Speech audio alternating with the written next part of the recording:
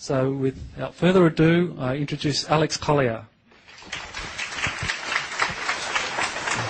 Thank you, Michael.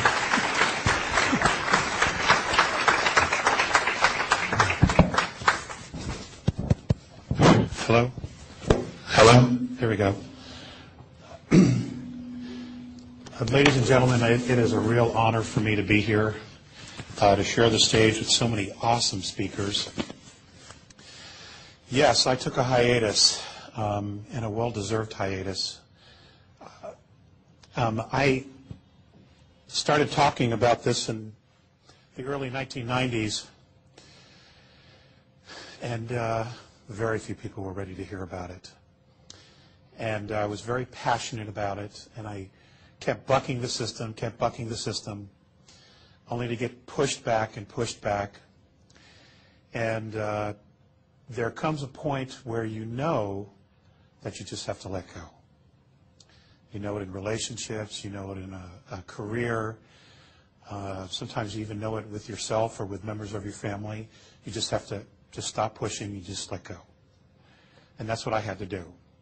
And in that process of letting go, I evolved a lot. And that needed to happen. I needed to grow. It doesn't seem like it, but for 40 years,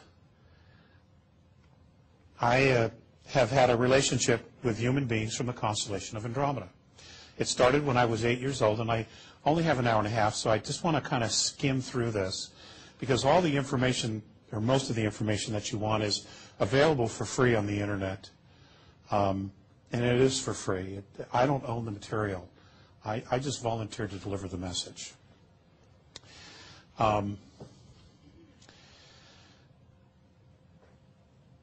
They're an incredible race.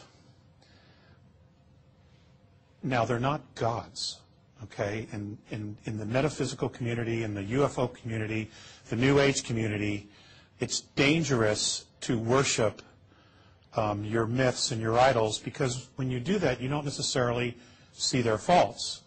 And everybody has faults. They are a fifth-dimensional race. They are technologically 10,000 years more advanced than us, and spiritually probably closer to 50,000. But they still have their own issues, okay, with their own society. They're still evolving. They're still trying to make their way and find out what is the path. And each one of them has their own path, because they're individuals, just like we are. So regardless of who makes first contact, who shows up afterwards, whoever's in this room, the bottom line is this: we are all at different stages of evolution, but no one is better than any other. All right? No one is. And don't ever accept that.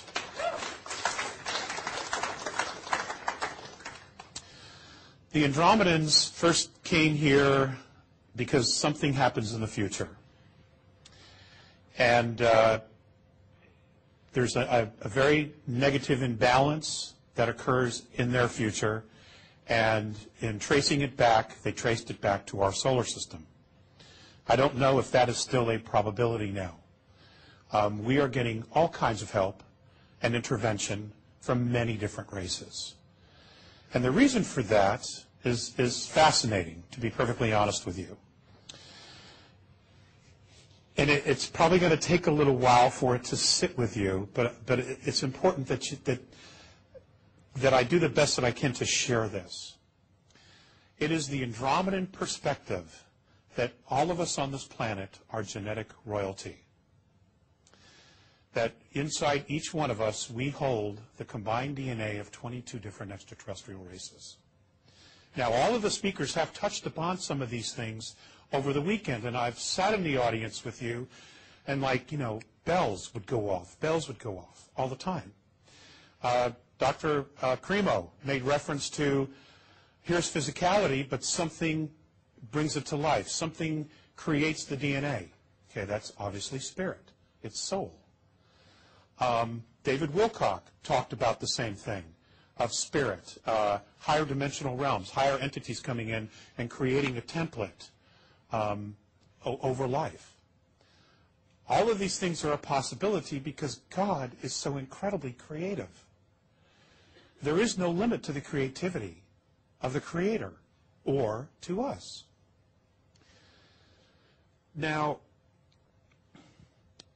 the Andromedan perspective, and I'm just going to get right into this and then I'll share some stories because I want you to sit with this. The Andromedan perspective is that many of us have already been through this cycle of evolution on a spiritual level. It is their perspective, and this is information that they have received from teachers that they have that are on 9th density, is that on the 11th density, there is a race of beings called the Patal. They're also known as the founders, who created the wormholes and many other things, okay, in our known universe. The Vidya, it's a holograph. Those who created our holograph, the original ones who created our holograph. Apparently, the spiritual evolution of our universe got stuck. Somehow it got stuck. And it was interesting that David Wilcock talked about that last night as well. It is their perspective that this group of Patal left eternity to fall back into the concept of time. And that many civilizations, approximately 21 civilizations, in 3rd density, which are going through the same process we're going through, Patal are on all of those planets. Okay? So now you have highly spiritually evolved beings who came in to time, choosing to forget who they were, stepping into genetic royalty physicality.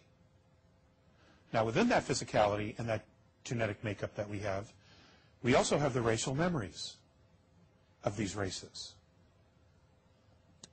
Now, that's profound because when you take a look at the idea that many of these different races come from completely different environments, completely different living habitats and ecosystems, which we'll talk about, there truly is absolutely no limit to what we are and what we can do.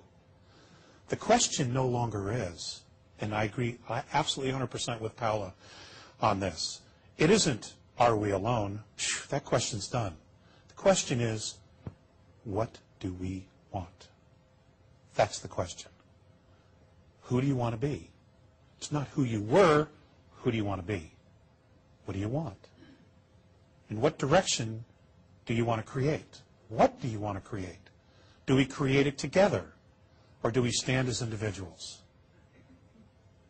That's really where humanity is. We're going to get all the help in the world, but they are not going to do the work for us. They're just not. They can't.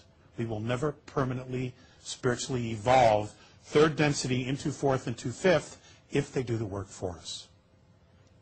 And that does not mean, and that literally means not everybody's going to graduate on this planet. Okay? But that's okay. We're all soul. We're all spirit. People start over all the time. Okay? The idea here is who wants to? Okay? You all have what it takes. And I'm not only addressing you, I'm also addressing whoever sees this, because these DVDs have a life of their own. Okay? The Andromedans are light blue skinned. They have 3 sexes, androgynous, male and female. They live in a spiritual community where their lifespan is anywhere from an average of 1,900, 1,800 years to 2,300 years. Some of their race actually live much longer, but that's the average. Their children go to school to what would be the equivalent of our years, 150 to 180 years, where they learn all the sciences, they get all the degrees, and everything that is available as far as knowledge at the moment is taught to them. So when these kids grow up, they are in fact smarter than their parents. And that's called the law of consistency, which is what they practice. All right? They would never, ever consider dumbing down their children.